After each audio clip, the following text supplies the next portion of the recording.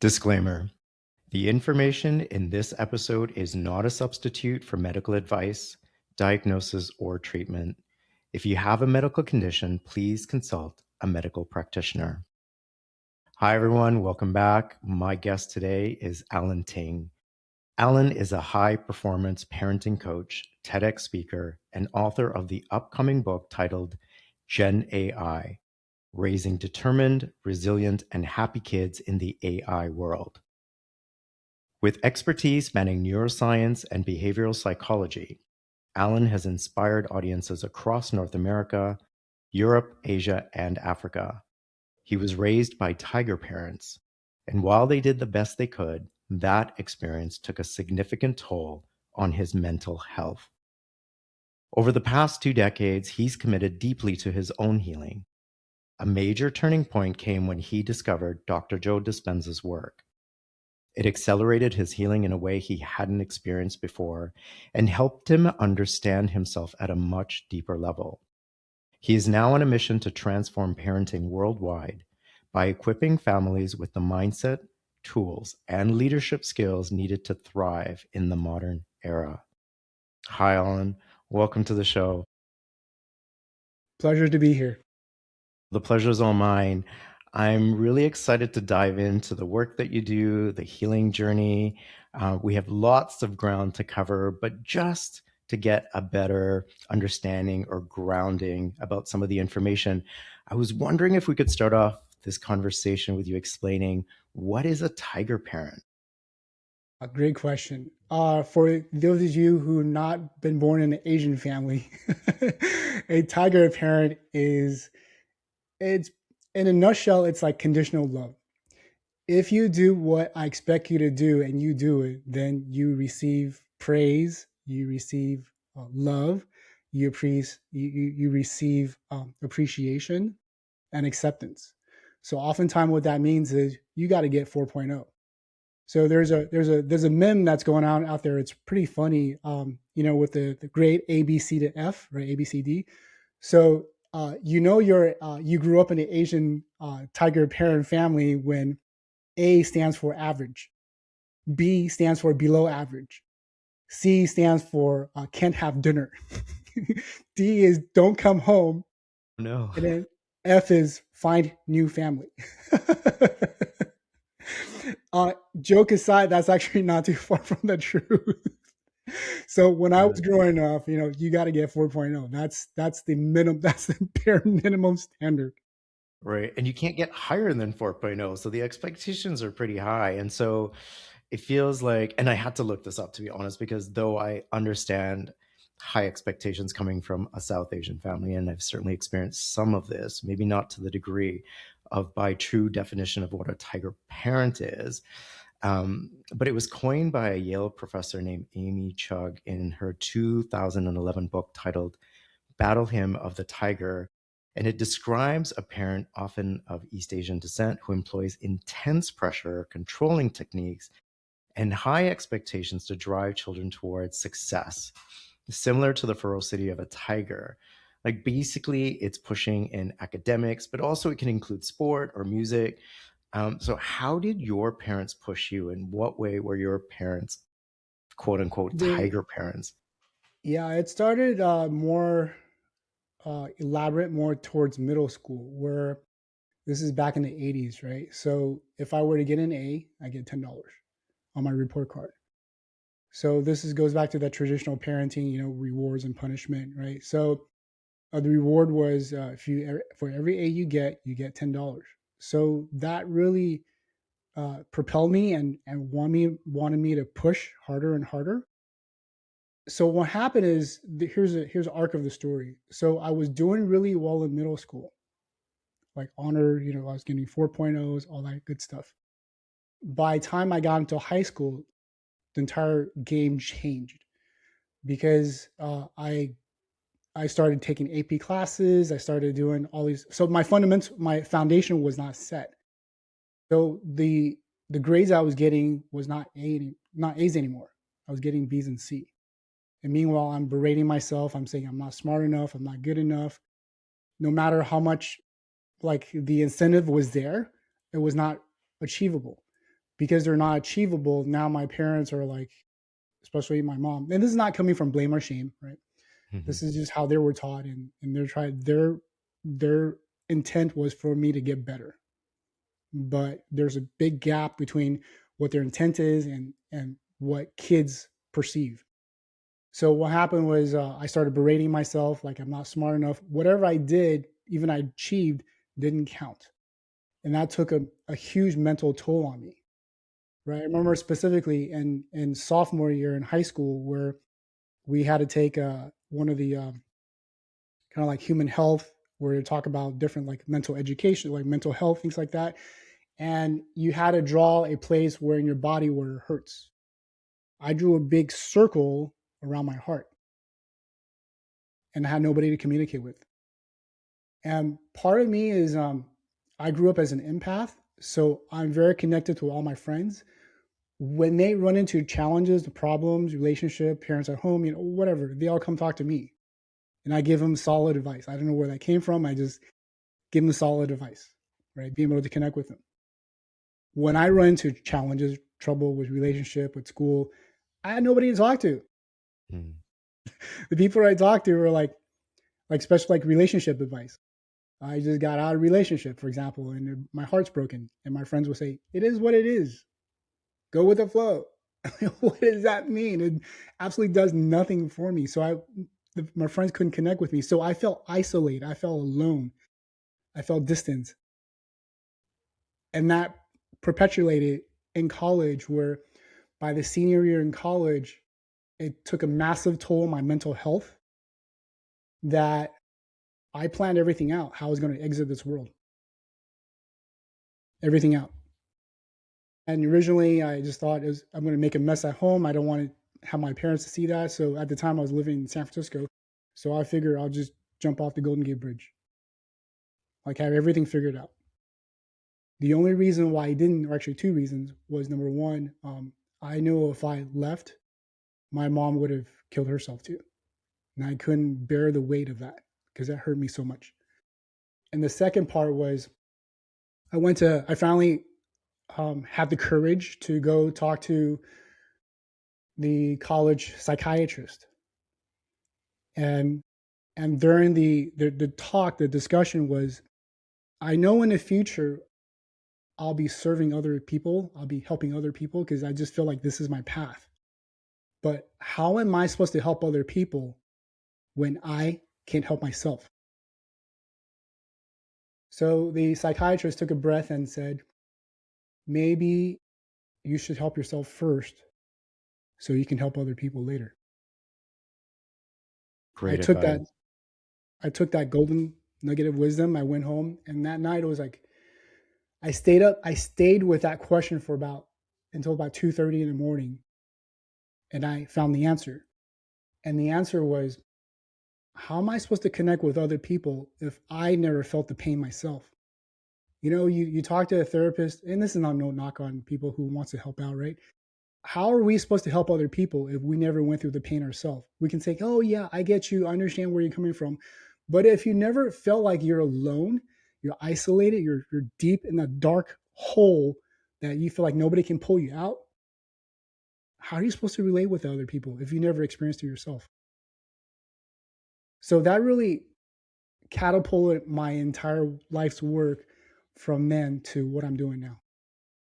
So that was also in the 80s, right? And 90s, I want to say. And nobody was really talking about mental health at that time, right? And I recall, I don't know how old you are, but I'm 55. And, if I went through a difficult time, I myself didn't know who I could access, who I could talk to. There was definitely no social media resources that's available as it is now. Mental health was certainly something that no one mentioned. So I really commend you for seeking the help that you that you did with your school psychiatrist or psychologist. Um, but did they give you some suggestions on how to help yourself? I mean, just to say, the best thing to do is to help yourself first before you help others. I mean, that's a tall ask for someone without tools. And we didn't have tools at that time. We didn't know things like breath work, meditation, journaling. those weren't things that we necessarily understood as tools. So how are you on the path of healing your own self before you could help others? What did you do at that point? Before I answer that question, I want to jump back really quick. So the other part hallmark of tiger parents is that mental health is considered a weakness. And when I say that, there's a difference between weakness versus disease, right? So weakness is like, oh, you're just not being strong enough. You're just you're just pouting. You're just you just need to man up, man up. Stop Just suck it crying. up, right? Suck it Like, up, right? So for men, it's like suck it up. Like don't cry, keep be going, strong. be strong. For Yeah, we've women, heard it's it like, all. don't big girls don't cry. So Right. you get it. So and what is depression? Depression, if you look at the word, is pressing your all your feelings down. So all this feeling that comes like these big feelings like sadness, anxiety, and this is actually all the kids are going through now. Now it's actually not that much different. The more you push down, the more you don't talk about it, don't see it, ignore it. That's going to come back later in a Mhm. bigger way. I always say what you suppress, your body will express. Exactly. And with Dr. Joe's work, this is what we're exploring, right? Because if you've been to one of his live seminars, chances are you probably experienced in the middle of the seminar, you just hear, out of 3,000 people, just one random person goes, "Ah," full on like crying.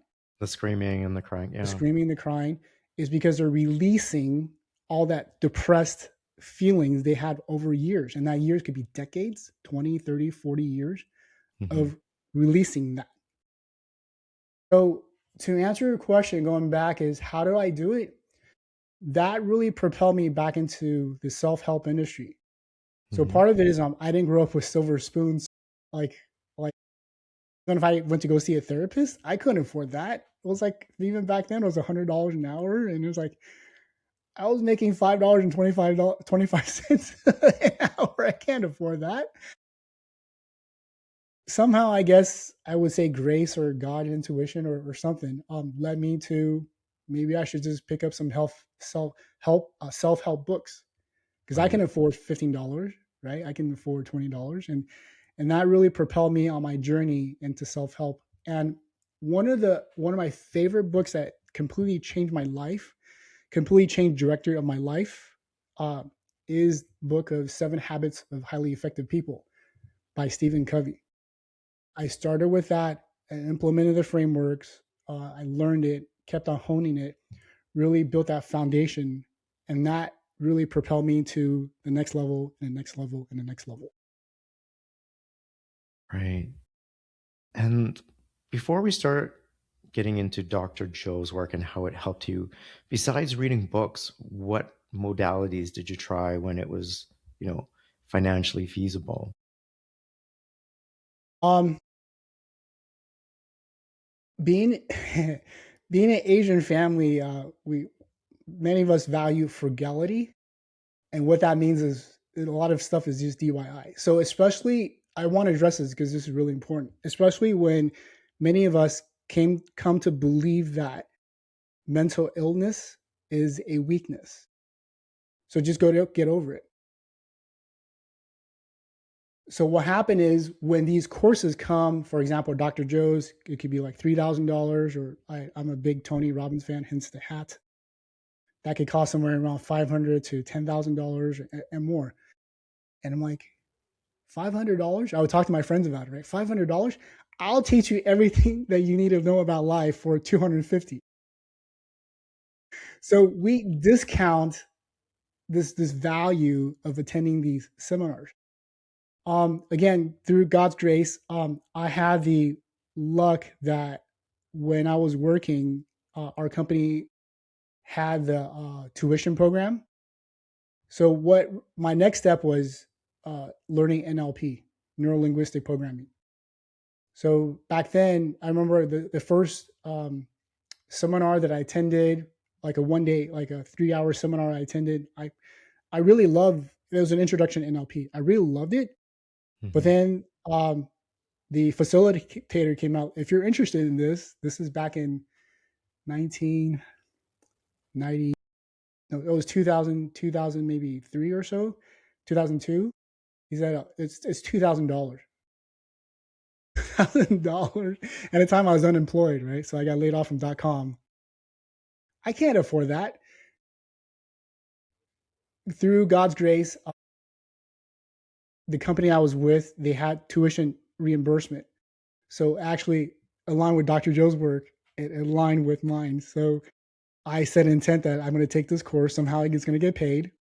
And sure enough, the tuition covered it. So I took NLP for 6 months, and I loved every single moment of it. And from that on, I saw the value of self help that they kept on learning. In Tony's language, it's called Kanai, constant and never ending improvement. So ever since then, on a path, I've been averaging taking at least one seminar a year. If not, really on average, I'm doing about three every single year. Hmm. Amazing. And during this time period, you know, including college, how was this impacting you? You talked about your mental health struggles, but how was it showing up physically and in your relationships with yourself and with others? It wasn't because what I came to realize is that uh, my voice was not heard. So as the other, prominent thing about Tiger parents is that they always have the last say. So my parents, and this is not blame or shame, this is how they grew up, right? So whatever things I want to express, they they don't want to hear it. And and that breaks the bond between the parent and the child, because the most important thing you can have for between a parent and a child is that relationship. And that relationship fundamentally is trust. Because if you break that trust, going back to Amy Tra's book, because I was reading it, I was going through it, and I'm like, I can tell you exactly the reason why her daughter was doing the things that they did. But then at one point, why that bond was broken, that her daughter just, I think it was in France or it was in Germany, her daughter threw a wine glass at her, break the ground, broke glass on the ground. And from then on, I'm like, Mom, I ain't doing this crap anymore. I am not doing any of your piano practice or violin practice. This is it. We're done. I can tell you exactly when that trust broke, because all I see is pattern. So coming back is start understanding these patterns. When you start seeing these patterns, what's working and what's not working, and that's going to help you elevate your parenting skill sets. Let's move on to Dr. Joe. And for those who don't know, Dr. Joe Dispenza is a chiropractor, author, and lecturer, and he's known for his work on mind body healing, neuroscience, and personal transformation, blending quantum physics with ancient wisdom to teach people how to change their reality through meditation and changing beliefs. Stemming from his own recovery from a spinal injury. And Dr. Joe has retreats where he teaches this material, and he has books that he's published. And I'll leave a link to his website and information on how you can learn more. Allan, how did you come across Dr. Joe's work? And what was it about it that resonated with you? That's a long story. So I'm going to condense it as much as I can. Um, if I can be vulnerable right now and hold space for me. So about a year ago, my wife comes to me and says, "We're done. We're done." I'm so sorry. I appreciate you holding space. And that propelled me into deeper self work. What I did was there was a specific, so you know how Dr. Joe's has Botex, so blessed of the energy centers. They're The like meditation? Yes. meditation. I think there were 12 of them, or I forget now, 13 or 14. So I picked my favorite one, which is Botec Blessed of the Energy Center #3. So that's attunement. So I did that consistently every single day for over 6 months, morning and afternoon, or morning and evening, and sometime in the afternoon, but at least twice a day. Through that process, I cried a lot. I screamed a lot. I took journaling, and I don't blame my ex-wife by any means because I still have a lot to learn. I still have a lot to grow. But one thing was very transparent was I feel like my voice is not heard. So this is the intergenerational trauma work that I've been working on. And before this podcast, we talked a little bit about it. So let's quickly define what intergenerational trauma is. It's stuff that uh, it's stuff that we blame our parents for their parents' screw ups. So the forcing, the authoritarian parenting, the things they push, it's generation after generation after generation. So my parents' voice were not heard, and that got passed down from their parents and their parents and their parents. So then the question is, who do we blame? Well, you can't really blame anybody. So the next best thing we can do is we can take control of our life, take control of our reign of our life. And how we do that is by understanding this is the challenge of the trauma that we've been passed over and over and over. So how do we resolve this? And let me share a quick story with you. So about a couple of years ago, my wife has a tendency had to park her car in the middle of our driveway. And then when I open up the garage and trying to pull the car out, I can't pull out because I got to move her car.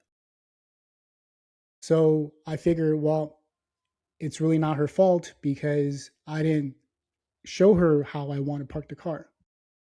So one day she comes back home and I try to guide her like, hey, you should park more to the right so I can pull out. And she got it. And that went on for a couple of days, but then it reverted back to her old behavior. And then like, okay, well, it's maybe my fault that I didn't express my communication clearly. So when she came home, I parked the car specifically how I wanted it and show her like, can you do this? And the big reason why is if I pull out the car, I can either hit her car or I can hit my car and we scratch her car. It's just bad news, right? So she said she got it. A couple of days later, went back to the old habit.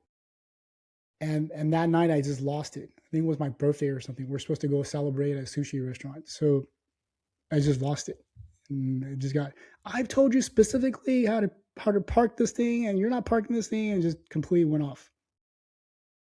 And when we got to the restaurant and I'm in tears and the waitress comes over and try to order, I'm like, I'm really sorry. Give us a minute. And through this process, because I've done a lot of self-help work, I'm able to jump into different positions from my wife's perspective, from my perspective, from my kids' perspective, and trying to figure out what's going on. Why am I having this emotional attack, this trigger? And the answer I found was my voice was not heard. Because my voice was not heard, I started yelling. I started, screaming. I behaved badly. That was totally on me. I admit it. And it's because that stemmed from, I was able to trace back, that stemmed from my voice was not heard from my mother.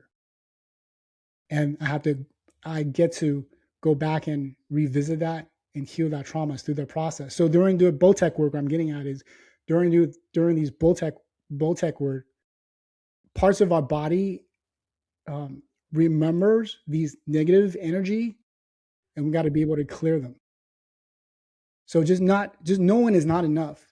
I know the trauma. I know that my voice is not heard, but our body holds these memories. We still got to be able to release them. And this is where Dr. Joe's work is so powerful.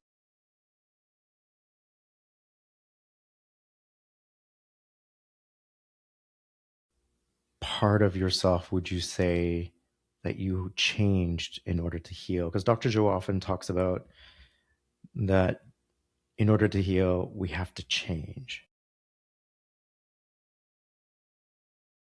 It starts with understanding what is disease? What is a disease? So you hear enough cases, if you study enough about Dr. Joe's work or have heard of him, then you see all these people who healed themselves for terminal cancer, where the physicians gave up on them, and they were able to heal themselves, or they're able to grow back their thyroid or grow back their part of their intestines. How is it they're able to do that? is because fundamentally dis-ease, if you think about it, break down the word, is dis-ease, dis-ease in a body. So how does disease gets born? Through mosquitoes. How do you raise mosquitoes? By still and dirty water. So think about it, our body is made of more than 80% of water. When our body is stagnant, when it's stuck, that forms disease. And how that happens is if when we're continuing to focus on negative emotions like sadness, anxiety, depression, anger, that lowers our frequency. So if you guys heard Dr. Joe enough, I know this is a repeat, but that what that really creates is a stagnation of your blood, of your energy, of your chi within your body, and that's how diseases form. That's how cancer is formed. So I realized that really quickly because for me, one of my top value is health. So I can sit there when during this divorce, I can sit there and blame everything about my ex-wife, how she screwed up my life and all that stuff. That wouldn't do me any good because now I'm just playing the victim role. So in order to happen, I got to change. I got to change my mindset. And when I say change, it's really not about change. It's about updating my mindset. What worked in the past isn't working now. So I got to change. I got to update that thought process. And how did the feeling or experience of healing show up for you in your body and in your mind? Everybody's different. Um, some people will get different messages. Some people will feel. So let's just talk about physiology, for example, for starter. So your body will start feeling lighter. You're feeling like you're more connected to the source. I don't know if you believe in God or the universe, so you'll feel more of that wholeness, that oneness, and you feel like more that it's no longer a duality. It's not love and hate. It's you started feeling that connectedness, that one source. For me, again, everybody's different. For me, is once I'm connected to that source, I get massive downloads. Not that I'm asking for it; it just gave me those downloads. So that could happen. I remember one thing specifically was I did the Botec in the morning, and then I went out for a mountain bike ride. I was in the forest. I was riding around, and through that instance, I was listening to music, and then I got this massive download from the divine that maybe my mom's a tiger mom. Again, not coming from blame or shame, is because of her insecurities. Because her intent is she's pushing me so hard is because she wants me to succeed, not because she wants me to feel that I'm not good enough, you're not smart enough, and always berating me, always criticizing me. So if there's one message coming from the Tiger Mom's book, she's got great intent. She's a very loving mom. I'll give her that. The execution part could be even better because what happened is there's difference between an intent and execution. So my mom, she's got the best intent, right? But the execution part, it makes us feeling different. Like, does she really love me? Or then you question that, does she really love me, or is she really criticizing me? Because when you start criticizing, then the feeling of I am not enough, I'm not smart enough, I'm not strong enough, or for women, it's typically I'm not pretty enough, or if I'm not thin enough. So the feeling of I am not enough, because this is really important, because if I am not enough, these are the two biggest human fears. Fear number one is I am not enough. Because I am not enough, then I won't be loved. Mhm. So, how would you say your relationship with yourself has changed since you've healed? A big part of that comes from being able to understand the different frequencies. Most people, again, I got into the anger trap, the anger and sadness. We call this the loop, the infinity loop. When you become angry, you become sad. When you become sad, you become angry. It goes over and over and over. So I quickly realized I was stuck in that loop and I needed to elevate myself into energy. One of the things was because growing up in a tiger parent family, it's I always feel like I always have to prove myself. Proving myself means I'm worth. Then I have worth because I'm able to get straight A's, because I'm able to get 4.0s, because I got on TEDx Talk, because I wrote a book, number one best-selling seller. Then I am worth being loved. Remember, two biggest human fears. I am not enough, then I won't be loved. Because I did all these things, then I am worthy of love, and then I am enough. And really come back, think of it as I, and through this process, I'm learning myself is how can I love myself even more? How How can did I be your worthy of love? Yeah, how did your inner dialogue change throughout this process? And when did you realize you were shifting your inner dialogue? It started when I started doing Botech work. And, I studied throughout this self help journey of my own self help journey. I studied with Bessel van der Kolk, who wrote the book, The Body Keeps a Score. I studied with psychiatrists and psychologists who study with world class uh, folks, and what they every single one of I felt that they're all on their journey. Some are more ahead, some are like at my level, some are still continuing to learn. So first thing I want to share with the audience is if you're on this journey, I recommend you not to compare yourself. Maybe somebody else is ahead, somebody's behind. This is your own journey because this journey will never stop. It never ends. This is what I saw in the long run. Because the question is like, when will we when will our heart be healed? Because what happened is you work on something, something else will come up. You work on that, something else will come up. So for example, I remember specifically when I was 14 years old, that moment where I feel like my mom wouldn't listen to me and she completely blocked me out and just shut me down. So I had to go back and work on that. When I worked on that and healed my 14-year-old, something else came up. When I was 8 years old, my dad would hit me and yell at me and say I'm stupid. So kind of give you a little more context is, and by the way, the psychiatrist, now I was forgetting his name, but with the psychiatrist was studying with Dan Siegel. Uh, sorry, jump back in. When I was 8 years old, I came to the United States without speaking a word of English. I only knew A, B, and C. That was my extent of the alphabet. Yes and no, and I don't speak English. That's about the extent of my knowledge of English. So it was really tough transition when I was going through school, especially elementary school. And one day I picked up the book Curious George because I thought, hey, this monkey is kind of like me, very always get into trouble, uh, kind of misbehaves, and I can find my identity, right? So I brought this back home and hoping my dad would teach me how to read. And through this process, when he'll teach me the first time, maybe the second time or the third time, but if I mispronounce it, frequently I will get hit in the head or I get yelled at. Where I'm coming from is at age 8, kids don't know any better. Kids don't know what's going on. Now looking back as an adult, it's actually my dad's insecurities.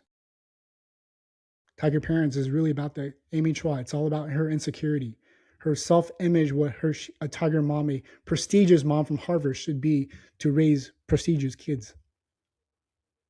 It was my it was a feeling. This is the intergenerational trauma, right, that we're talking about. So you start connecting with each other. So it was my dad's insecurities of him feeling like he's inadequate. He's not learning as fast enough. He's not smart enough, that he won't be loved. Fast forward a little bit. I know I'm jumping around the timeline a little bit. I got into Zen meditation back in 2002, and my dad and I used to meditate together. We used to go to a Buddhist monastery every single weekend. And coming back from the car ride, something I got this download. I got this epiphany. I said, Dad, Can I ask you about grandpa? Because I don't really know my grandfather too well. How did how did grandpa taught you when you were growing up? He goes, you have no idea. He was forced, my dad would tell me the story, he was forced to read the entire book like this thick, and he got maybe like 4 hours to do it. And by the end of 4 hours, he's got to recite everything verbatim, word for word. If he doesn't, if he got one word wrong, he would have been punished or get no dinner until he memorizes everything. So the message I got was my parenting was a watered down version from his dad. Yes, I had dinner. Yes, I still got punished, but it wasn't as harsh. It was more of a watered down. So through that perspective, I'm switching different perspective now. I can see from his perspective how he was growing up, and through that process, I can learn how to forgive him, so that if you guys have kids, we don't want to pass this stuff down to our kids. And I always say, I'm going to digress a little bit when we come back. I always say our kids, I have this firm belief that our kids are our best teachers, because our kids going to show us these triggers that we have. And when those things shows up, that means we still got work to do. So long-winded way to answer back to your question is, how do we know when we're progressing? How do we know if we healed ourselves? Is I learned this from a friend of mine. Her guru once said, when we stop feeling the triggered or getting emotional with the distress, then we healed ourselves. Then we progress in spirituality.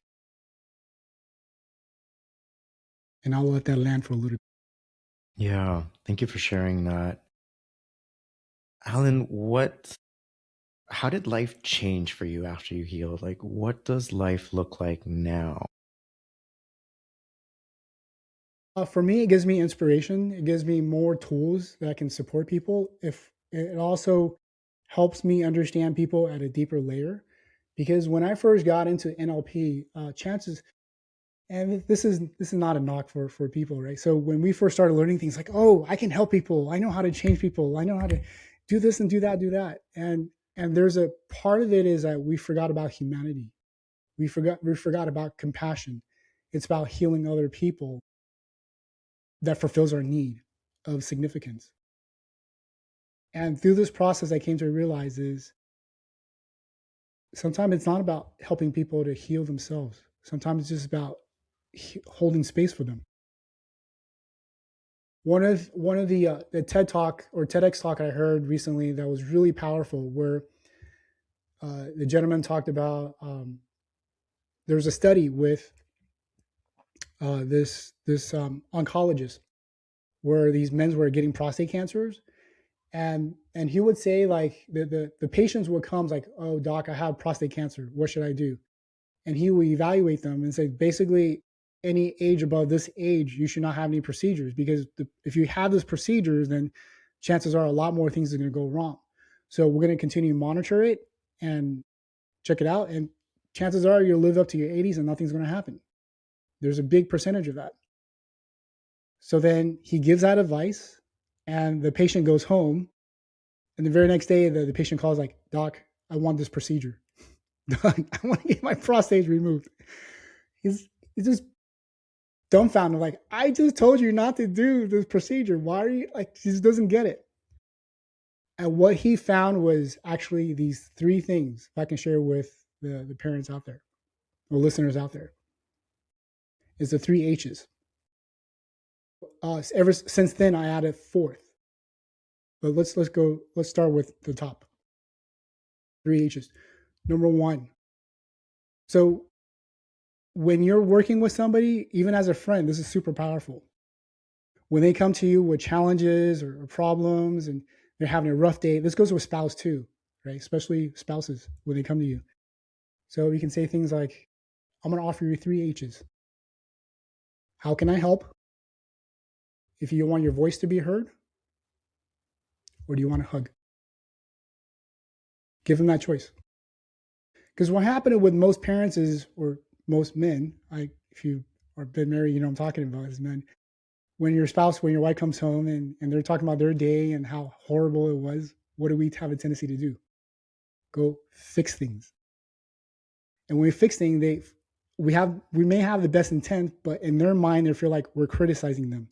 They're not doing enough, right? Not enough. I won't be loved. Start seeing a pattern. So when you offer these three things, chances are like, honey, I just want your voice to be heard. I just want to talk about it. Okay. And you can do that with your kids too. The last H I want to add in is before the three H's, we have we need to get ourselves centered and rooted and grounded. This is where Dr. Joe's work is really important because when we're in an elevated emotion of love, of connection, of joy, of gratitude, then we get to see actually this other person is having a really bad day or start yelling at us or blaming at us. It's really not us. It's really them. Again, really important. It's not us. It's them.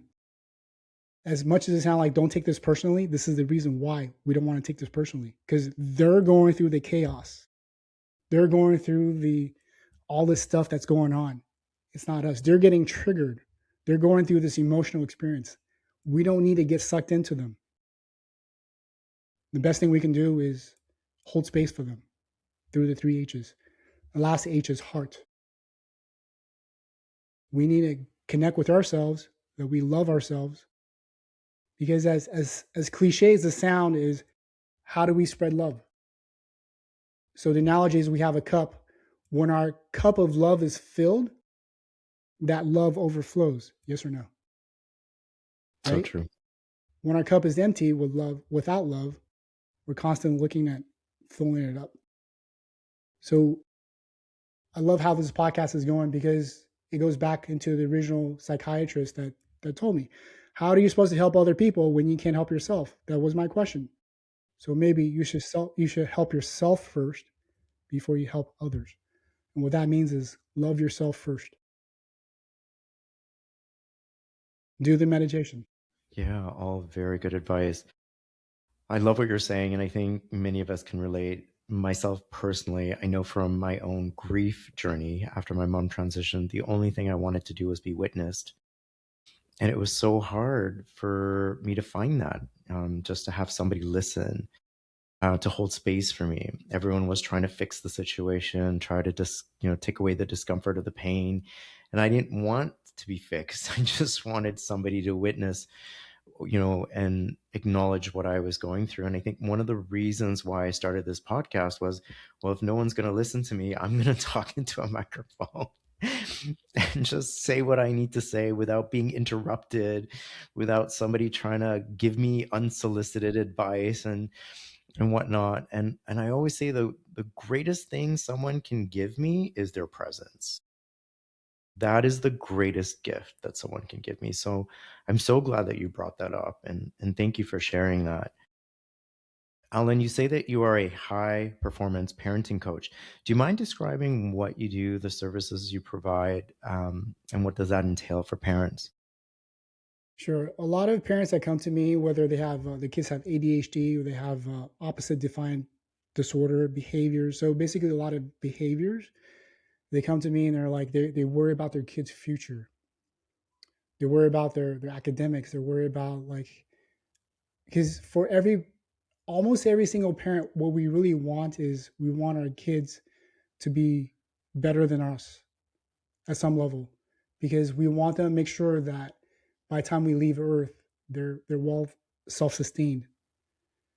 So, but then the challenge is there's a big gap with going back to where we talked about my dad, they have great intentions, but the gap is I feel like I'm never enough. In fact, if you guys know Tony Robbins, he's one of our greatest life strategists like ever lived. He coached presidents, celebrities, impacted over 100 million people over across 165 different countries. His son recently wrote a blog post where his dad called him up and said, Jarek, I'm really sorry. I had some time to reflect what's going through in my life. Is that there are times where we are butting heads, and I was trying to push you. I was trying to, I am life strategist after all, right? So I can heal everybody. I can motivate everybody. Why can I motivate my son? And it's not fair for you because I've been holding myself for that highest standard for a very long time. I think many of us all hold very high level of standard for us for a very long time. That's why I'm getting emotional. And it's not fair. It's not fair. Not fair for his son, not fair for himself, not fair for me, not fair for the tiger parents. Because all we really want is love. All your kids ever want is love. Fernand, all you want after your mom passed is love. Mhm. And I believe we all deserve that. So this is a big part of my work to end intergenerational trauma that we can achieve and help our kids to be successful and feeling love. It's not one or the other. That's the thing. It's not like they're not totally polarized. We can combine them together. This is what my book is about. This is my work is about. Through science, through evidence-based work, how do we get our kids to listen? How do we have that intimate connection that every single parent starved because of social media? Like there's so many ways our kids are getting pulled through AI, through social media algorithm, through all that stuff that I seen this day in, day out. One of the things I've done for the last 3 years is I volunteer every single year for about 7 days, what's called Global Youth Leadership Summit. This is where we bring 400 kids from all around 35 different countries, and we teach them about leadership. The reason why I'm sharing this story with you because on day 3, there's something very impactful. The exercise we have the kids do called Walk of Truth, and 200 kids are divided within the courtyard. And if the questions like asked is, if you guys ever experience this, walk across the walk across the courtyard. And the question started with pretty, something simple like, I cheated on my homework or I cheated on my test. 20% of kids walk. I've been in a relationship, 20, 30% of walk. And fast forward, the question becomes deeper and deeper. How many of you uh, ever been in a car where somebody was driving with the influence of alcohol? No, this is between 14 and 16 years old. About 30% of them walked. And I looked at it like, we as caregiver, parents, educators, teachers, why are we not having this conversation? Then the last question is, how many of you ever thought about committing suicide? Not just thinking about it, have a written plan, ready to exit this world. On average, of the 3 years, sometimes 60% of them walk, sometimes 80% of them walk, but I would safely say about 50%. Why are we not having this conversation? So again, this goes back to the big gap with this is our parents' expectations of our kids, and this is what the reality of what the kids go through. No doubt that we as parents, we have the best intent, but that intent is not flowing through. That execution of love is not flowing through our kids. They don't understand. The kids don't understand. And this is what Jared was talking about with his dad. And the beauty of that arc is the dad said, I'm sorry. I love you more than anything you can imagine. And I'm sorry for pushing you that way. I'm going to learn how to love you moving forward. And Yeah, this is that's what I deep. want to pass down with my kids. And hopefully this inspires your audience here to Mhm. love your kids more. Yes, you say that Your journey has led you to a clear realization: parenting needs an upgrade. The world has changed, our children have changed, and the way we guide them must evolve as well. I was wondering if you could elaborate on that. 100%. Simply as is. A lot of things I get from parents is like, my kid is lazy, just want to be on Roblox all the time, just want to screen time. They don't want to do their homework. What it is the strategies. They haven't found the strategies to how to motivate their kids. And when I say motivate, it's not about motivation. It's about giving agency to our kids so that they can self-motivate themselves. Right. So if you think about it, I know once I bring it up, it's like, oh, Alan, this is really common sense. Why didn't nobody ever talk about this? So first question is, why are kids so glued, so addicted to games? Because it's fun, because it's interesting. And you do fun and interesting, repeat it enough over and over and over. Guess what? They're going to get addicted. Plus, they get rewards. You sign up to Roblox on Friday night, you get, whatever animals. I don't play, but my daughter plays. They get these massive rewards.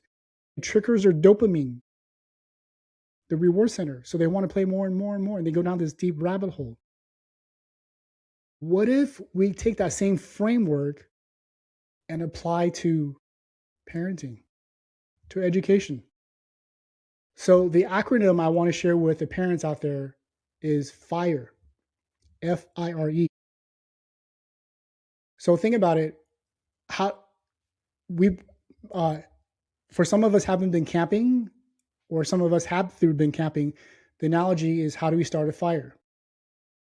What's the first thing we need? We need a spark, right? So we need a match to create that spark. That spark is the fun. When you strike that match or you light that lighter, that's a spark that ignites their passion. Because when we're having fun, it also triggers the dopamine effect. And through that dopamine effect, what it really is it gets our kids from fight or flight mode into curiosity mode. And that brain is open. Their brain is able to absorb. So that old traditional way, when I was learning Curious George, right? When I was learning it and my dad would hit me, I was in flight or flight mode. I don't want to learn anymore. I mean, to this day, I'm still anchored into Curious George. I looked at it and like, it doesn't bother me anymore, but I don't really care for it because it just brings back so many memories of unhappiness. Had he made that fun, I would have loved reading more about it. So I'm going to quickly go through this framework and then I'll share with you how to apply it. Second one is interest. Because now the kids is having fun, the next virtual process cycle that goes up is now they're interested in it. They're interested in more than interested in it, the more they want to do it, which is R stands for repeat. They want to repeat that fun and interesting experience over and over and over. So this is where Dr. Joe says neurons wire together, fires together, right? And then E stands for how do we help them and help elevate them. And how we do that is by encouragement. So E is encouragement. And there's a specific way to encourage your kids that it's written in my book. I'll share with you briefly, but if you want to dive in deeper, you can learn more about it. There's a way a lot of people say, I don't believe in encouragement because they'll get this big head. That's very, very typical of Tiger Mom would say. If I compliment you for you getting a straight A's, then you'll get this big head, then you won't push yourself. That's a big myth. Yes, that's true, because when you praise based on identity, like you're so smart, you're so talented, you're so pretty, that gets them to the mindset of what's called fixed mindset. Because the next time they take a test, and like an algebra test, and they fail, they're like, well, I don't really care because I'm already smart. This is not me. So they push away that identity. Versus what we want to praise on is their behavior. That test that you took, it was pretty hard, wasn't it? Yeah. So I applaud you for your hard work. Keep up the hard work. High five. One of the things that I want to instill in my kids, my daughter, was reading, because I believe leaders are readers. When my daughter Sienna was very, very young, when she was 1.5 years old, I want to instill that behavior into her. And how I did that was actually, again, she's my greatest teacher. Remember, I said our kids are our greatest teachers. That's how I came up with the fire framework. So I would pick up a book and I would give her a book, like the kids' book, they're really thick and the pages are really thick with big letters. She doesn't know how to read yet. She doesn't know her alphabets. I just give it to her. And the moment she opens up the book, I would say, "Yay!" Right? We celebrate. And my daughter would look at me like, "What's going on here?" She's totally confused because we made it fun. And the second time I gave it to her, she opened it up and went to say, "Yay!" We conditioned this over and over, right? Repeat, right? And she's starting getting it. So she associated opening a book. It was massive fun, massive interest. And then the third time I gave it to her, I purposely gave her to upside down. And she opened the book and I would still say, "Yay!" But my wife was like, "Well, the book is upside down. Why would you still celebrate?" The process of this starting a fire isn't about perfection. The process is about fun and interest. Even if she's holding the book upside down, it's okay because we're starting that process. This is where most parents mess up. Like, okay, Alan got the fun and interest down. They come in and criticize what they're doing wrong. The moment you do that, you kill all the sparks. Right? Just think about campfire. You need the spark, you need the tinder, you need the kindling, and you need the stick in order to get that fire to build. So this is a motivational process. You can't expect your kid to go read the very next day this thick book before you started creating the spark. So fast forward a little bit. Now she's in fifth grade, second grade, and this is not. I'm not sharing this with you because how proud I am. I am very proud of her. I'm not sharing this with you because I'm trying to impress you. What I'm trying to share with you is how this process works. Second grade, she read like 95% of the Magic Tree House books. Third grade, she read all the Harry Potter's books, all 8 series, including the Cursed Child. She read that through like 2 or 3 times. Remember, these books are like this thick, right? And to this day, we've been logging her books. She read at least more than 85 plus books that's at least this thick. And I'm not saying that to impress you. The part where this is so important because going back again, leaders are readers. And I found in my life that the friends around me who were one of the smartest people in the world, they're active readers. Tony Robbins is an active reader. Joe Dispenza is an active reader. Every single one of them were active readers. So I want to give this edge to my kid. And whatever your child is at, whether it's 1.5, 1.5 years old or 10 years old or 15 years old, help them through this fire process. Make it interesting. Because what happened to me was for a very long time, I hated reading. I hated reading. Even in high school, I hated reading. When it comes to Lord of the Rings, everybody enjoyed it. I hated it because I don't want to read. I just want to watch a movie. Give me the Cliff Notes version of that. But the reason why everything changed because um I had a need. I had leverage. And going through the college psychiatrist, I realized I needed to read books because I needed to be educated with self-help. And that really propelled me reading hundreds of books of self-help afterwards. And that was the reason why I started reading. So I want to instill this with your kid by just understanding the FIRE framework. And would you mind quickly summarizing the acronym and what FIRE stands for? Sure. FIRE again is fun. F stands for fun. I in FIRE stands for interest.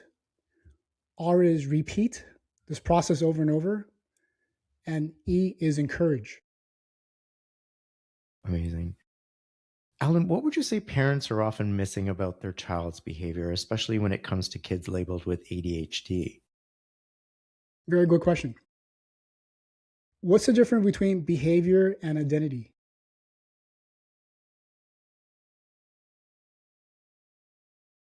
Tough question, right?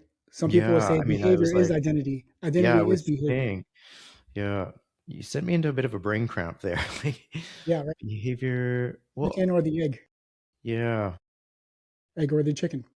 So let's break this down. Why this is important. Once you understand this, it's going to open up so many dimensions of your parenting or behavior of other people so you can have a better understanding. The strongest force in the human will is your identity. So when I say a very caring mother, when I say caring mother, you already have in your image what that mother looks like. What does she do? What does she look like? How does she serve? Chances are she's cooking. Chances are she's very loving. Chances are she's very huggy. Did you tell your kids how much she love them? And I would say very protective father. We already have this image of this very strong masculine man. So these are identity. So we have to be consistent with what we form identity with. The problem with labeling our kids lazy, anxious, ADHD, that's a behavior. But when the kids listen that enough, repeat it over and over, that forms into identity. And they start building on identity on top of that.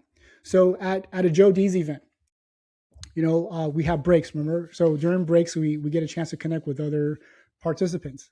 And this is a young woman I still remember to this day. She goes, because we started talking about what did I do? I work with parents with ADHD disorder. And she goes, I have ADHD. Is there any advice you can give me? So I asked her, you're in the room, right? You meditated for more than half an hour, right? I mean, I get it. Our thoughts goes in and out, but you were able to sit there for at least 15 minutes, or at least 5 minutes. Yes or no? Be present. She's like, yeah. Who told you have ADHD? Because the definition of ADHD is you're jumping around like this. You can't sit still and you can't meditate. But she's like, I've been taught that all my life. My teachers, my parents, they've been taught all my life that I have ADHD. That forms into your identity. That's your behavior. You got to separate it out. So let me give you, I know this is very confusing. So let me give you a better story so that you understand. While I was at GYLS, the Global Youth Leadership Summit, the first time I was attending, I met this gentleman. He was about 30 something years old. The first moment you look at this person, you see this identity, like tattoo sleeves all around his arms, tattoos around his neck, wears his hat sideways. And you're like, I have this belief that I'm not here to judge anybody. But first impression, like, oh, this guy looks like a thug, You're a burly guy, short and stocky, like very gangsterish. But I know he's got a story. So I went up and started connecting with him and tried to understand his story. And he opened up and shared this beautiful story with me that I want to share with your audience about understanding behavior versus identity. He goes, Alan, when I was as young as I could remember, maybe like 2 or 3 years old, my father would always say, "You're evil. You're evil. You're evil." He didn't know why. He'd just say, "You're evil." And his father would lock him up in a dark closet for hours on straight. No food, no bathroom break. If he had to go to the bathroom, he just goes into the closet. And when he comes out, his father say, "See, I told you you're evil. You're peeing and pooping in the closet." That's now we know nowadays that's child abuse. So that's how he grew up. That's his behavior. Eventually he learned that I am evil. How do you know when your behavior or the identity is when you start saying I am? So Dr. Joe's work, you hear a lot of I ams. That tells me that you're at the identity level. So as now he's going to kindergarten, he's going through grade school, and what do evil kids do? They beat on other kids. They get into trouble because that's their identity. I'm an evil kid. This is exactly what evil kids do. I'm a troublemaker. Goes to the principal's office. So he gets rejected by his home. He gets rejected by the institution. And then right around age 13, 14, when he doesn't feel like, so let me take a step back.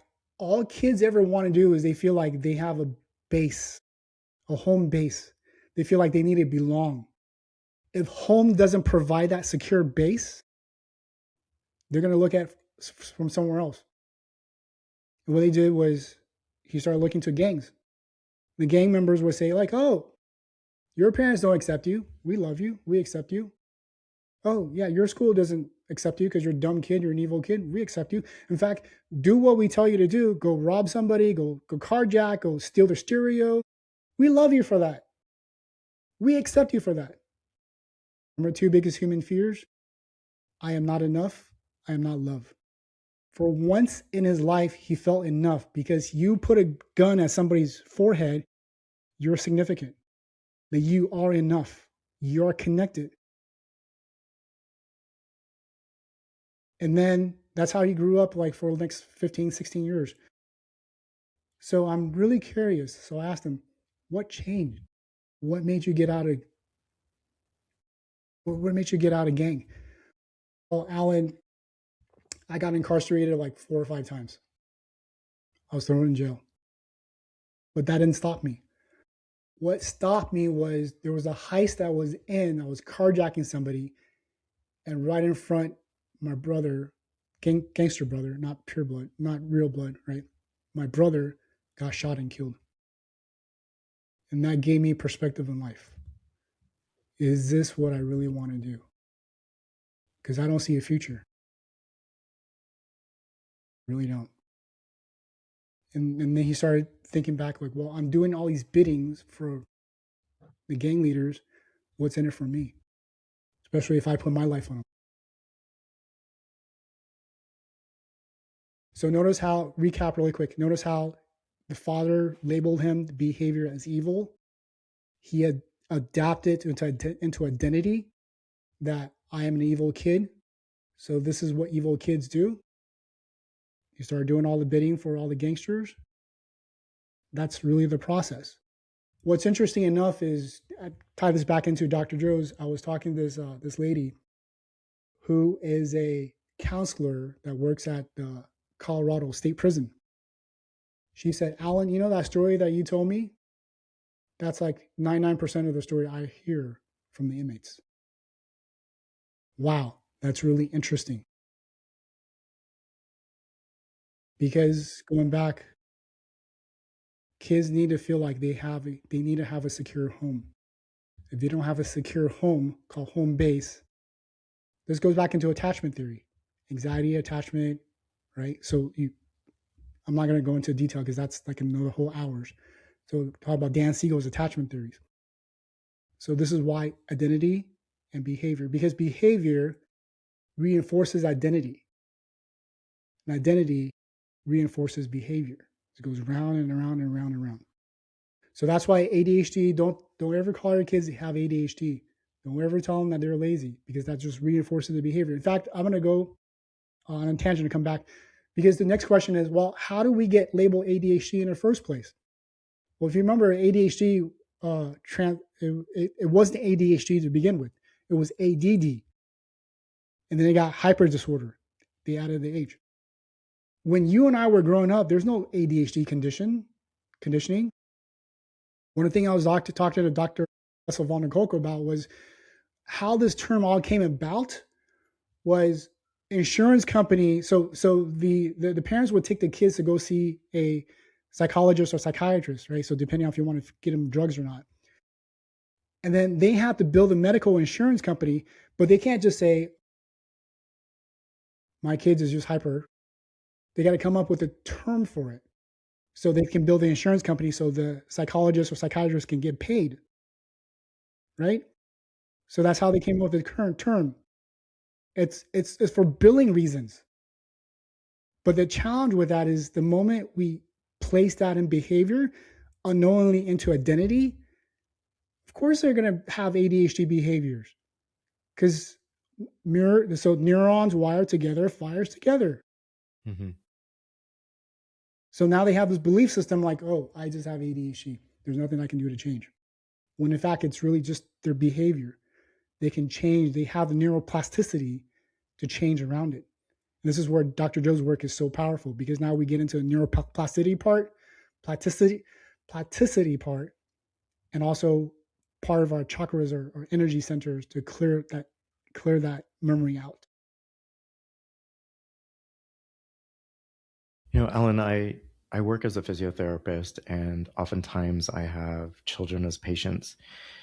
And the the common thread that I see in a lot of parents today with many children is that they just feel overwhelmed. There's so much going on, and many of them are struggling as parents. So if there's as a parenting coach, is there any advice that you would offer to a parent that's feeling overwhelmed or, you know, having difficulties with managing, the AI world and how that's being introduced into their children's lives? What's one thing that they could do right now to make this introduction into the AI world, I guess, more less stressful or less overwhelming?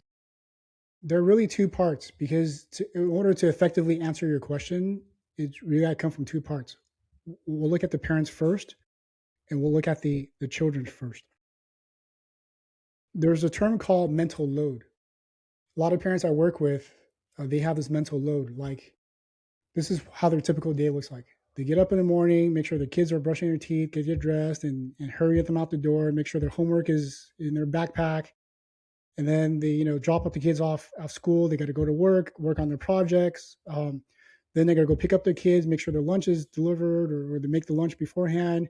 Then they got to take them to soccer practice, and then make sure they do the homework, and meanwhile they got to get back on the meeting. So where I'm getting at is they're way overloaded with all these to do things.